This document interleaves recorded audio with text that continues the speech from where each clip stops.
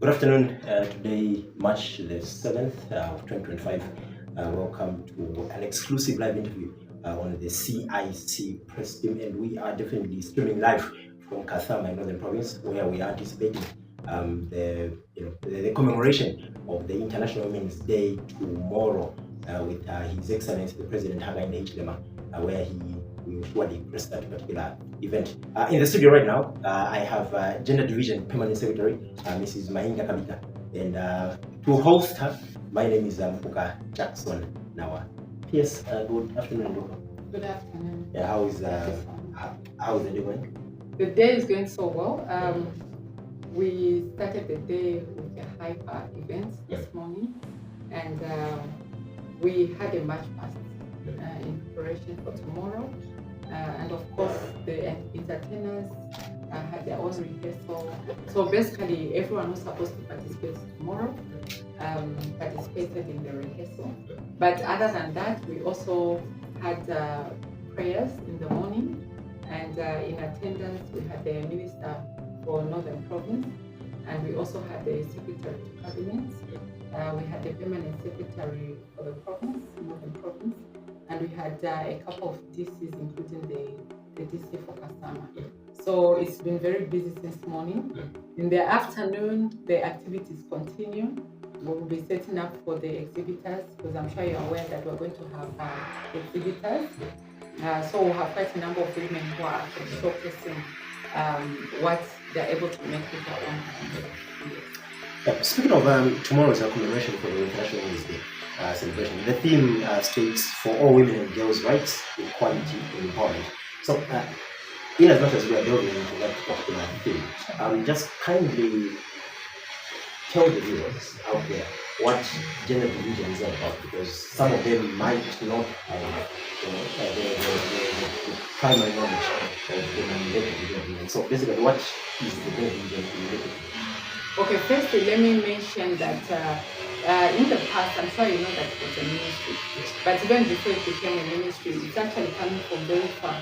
It was a desk under office of the Vice President, then it became a department under office of the Vice President, then it became a division under office of the Vice President, then from the division it became a ministry, it had a minister, but now it's actually been promoted, so it's actually been growing, and now it's been promoted into the highest office of the land, into the office of the President, so it's now a division in the office of the President.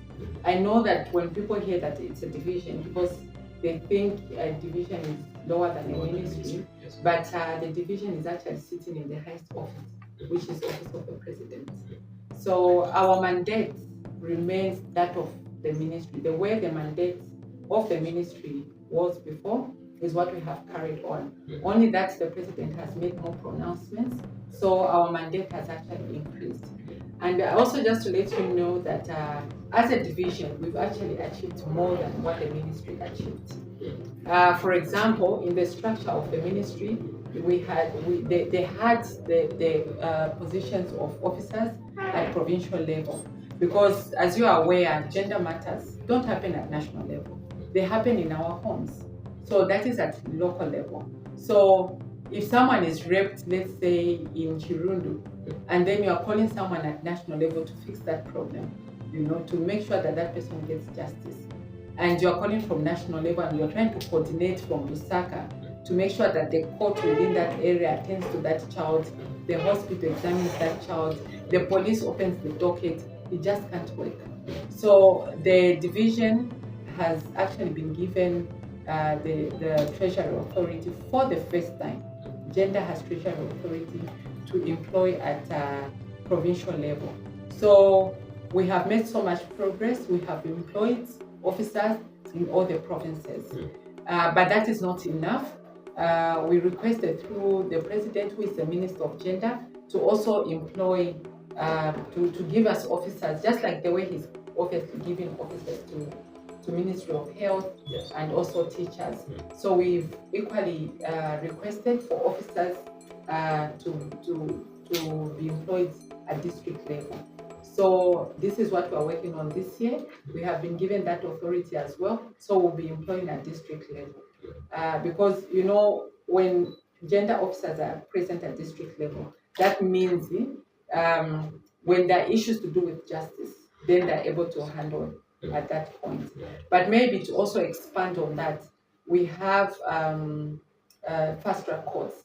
So for the first time in the history of Zambia, again, Zambia has now got fast track courts in each province. So we've got one per province, and then we want to also decentralize and have fast track courts at district level. So what that means is when you have a fast track court at district level, so it's just at province, if we leave it at provincial level, that means if a child is raped in Siavonga, for her to get justice, the parents have to travel with that child all the way to Chozo. So you can imagine that is transport, yes, and that is time and so forth. Even here in Kasama, we just recently opened a brand new fast track court. So for someone to get their justice all the way from Mbala, they have to travel from Mbala to come here to Kasama, and that's a lot of money. And if you know how courts are, they will adjourn. So if they adjourn, that means they need accommodation and food. So who's going to foot that bill? And this is a vulnerable family. So this is why we're advocating that each district must have a fast track court and each district must have a gender officer. Speaking of your mandates, your goals, your achievements, are you as a division biased towards women? There has been this notion of the gender, by virtue of saying gender, other people mistake it to be synonymous to women or females, so to speak. Are you as a division biased towards women, girls, or females per se, at the expense of the boy child or the men or the male? Well, that is a notion that is all over the place, but that is not the case. So gender, when we talk about gender, it's a male and a female. Yes. So gender includes men. Our mandate at Gender Division, yes, I would say that we support more women and girls than we support males. 70% is women and 30% is male when it comes to economic empowerment. But when it comes to issues of GBV and a lot of other issues concerning gender equality, it's equal for everyone.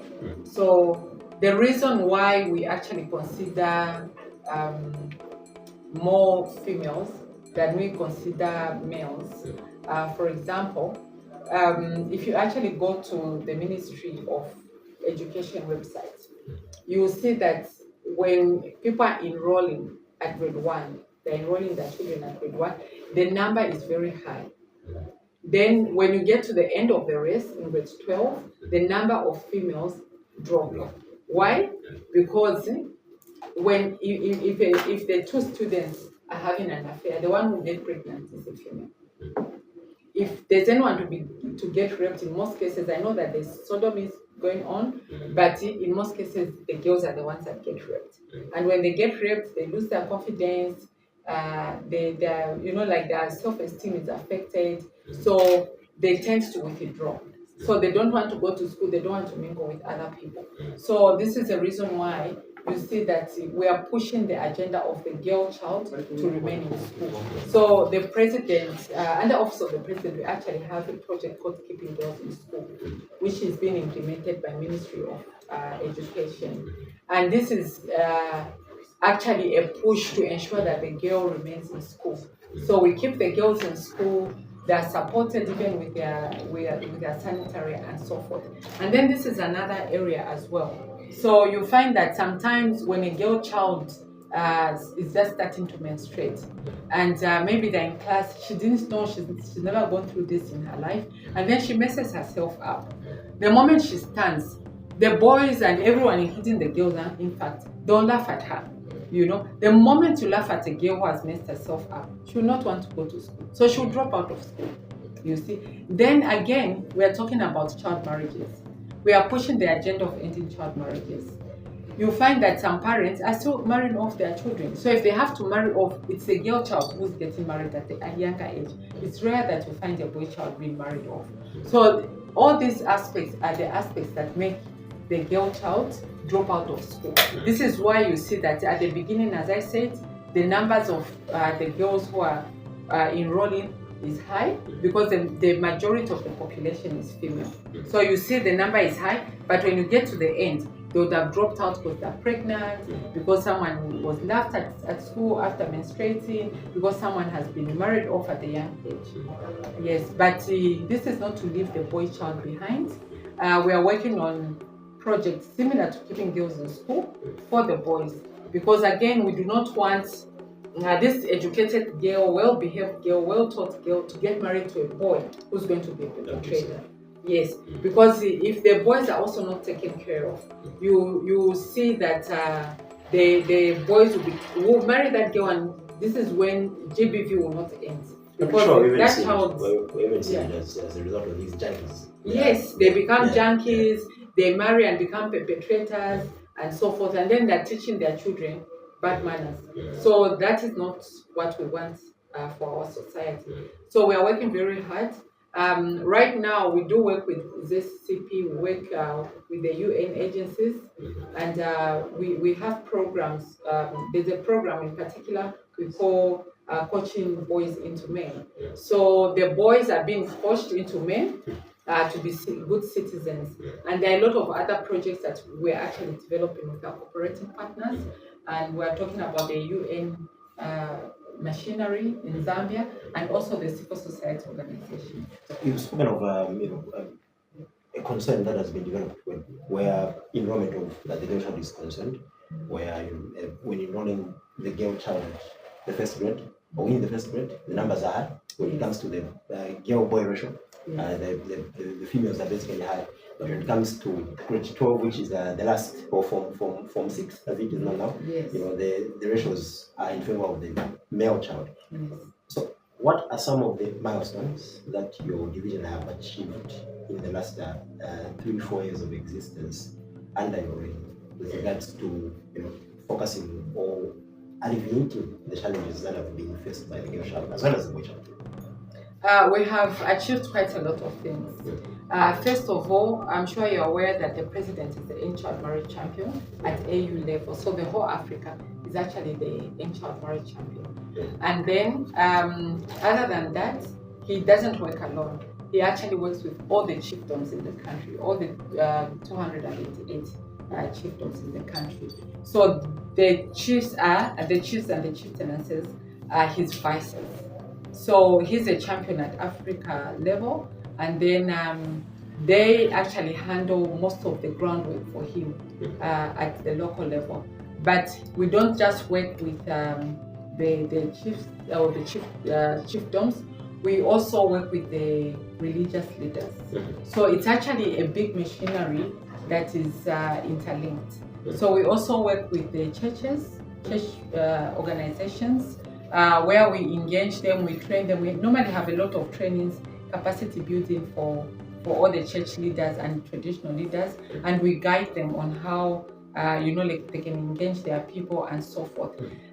We know that they have challenges which we're actually working on, because even as we leave those chiefdoms, they also need to disseminate that information into the villages. So that is the budget that has never been there in government, but we are pushing the agenda through our cooperating partners that are also stepping in to help to ensure that the chiefs and the men of God are able to disseminate the information beyond limits, so that they can reach as far-fledged areas as possible. Yes, so there's quite a lot of programs other than the Ending Child Marriage program. Of course, I mentioned the Keeping Girls in School, which is part of a project called Jewel. Jewel is funded by World Bank as well as the government of the Republic of Zambia. So in that Jewel project, we have women economic empowerment. So that women economic empowerment, we just don't give the equipment to women, but we also give them capacity building on training on how to manage their businesses, and also how to do bookkeeping, how to take care of their clients, how to package their products, and so forth. So it's actually a lifetime training that we give them. In some cases, we even give them certificates.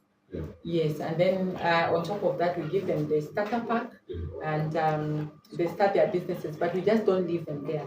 We actually handhold them, and we handhold them until the point where they can actually stand on their own. But the government machinery also monitors them. So we monitor them. Other than monitoring, we also audit them, so they know that it's actually not money to waste. It's not something they can joke around. If they're misusing money, and maybe one of them is crooked and all that, we actually get them a lot. So we don't even joke about this because the fund we're using is actually public fund. You've mentioned the aspect of towards as we get to the beginning of the interview, you mentioned the aspect of you as a division working with traditional leaders as well as religious leaders. I understand in respect to religion as well as tradition, cultural values and whatnot. Some of the things that you might be promoting might be considered as taboos culturally or traditionally, and some might be regarded as religiously unfit. Have you faced any repulsive encounters with some traditional leaders or some religious leaders, the clergy, anything? No, I would say no to that. I wouldn't say like what we are promoting is like against the culture and all that. We actually don't make these decisions alone. You know that the traditional leaders have their own bylaws. And if you actually look through these bylaws, you'll be so impressed, honestly speaking. You think they make laws like, the way degree masters people make laws, they do that. So some of the policies you see and some of the laws we have made are actually coming from those bylaws. Yes. So we are not working in isolation. We normally do consultative meetings. So even before we come up with our policies it's not like you can just develop a policy now. You actually need to go and consult stakeholders. And our biggest stakeholders are chiefs and chieftanesses and the religious leaders, and of course teachers and parents and so forth. So we normally do a detailed yes, it's a detailed process.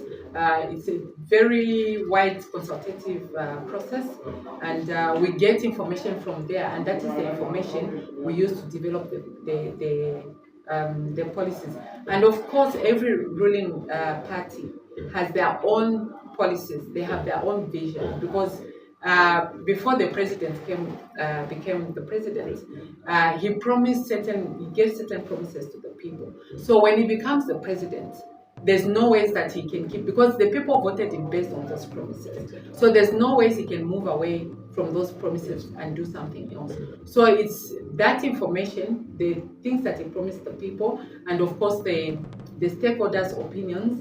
Then we combine those and we make the policies. So this is how we come up with the policies, and then thereafter they become law. Yes. In conclusion, PS, there's a woman watching, right? There's a girl watching. There's a lady. There, all those. There's a boy child watching out there. What is your agenda for the year 2025 as a division, in line to, as we have stated, rights, equality, and empowerment, and in this vein, not just for the women leaders, but for both genders? What is in the handbag of your division when it comes to both the male and females' rights, equality, and empowerment, just for the people? I'm very happy you actually asked that question. First of all, when it comes to rights, and in fact, maybe I should give you the roadmap. My number one project as the permanent secretary of gender is to ensure that 2026 elections has a lot of women. I know we may not reach the parity of 50-50, but that is our target. Right now, it's actually very sad where we are, like in Parliament, we are 15.2% of females.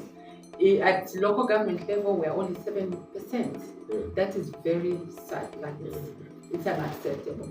So this year is the only year that us women can make a difference.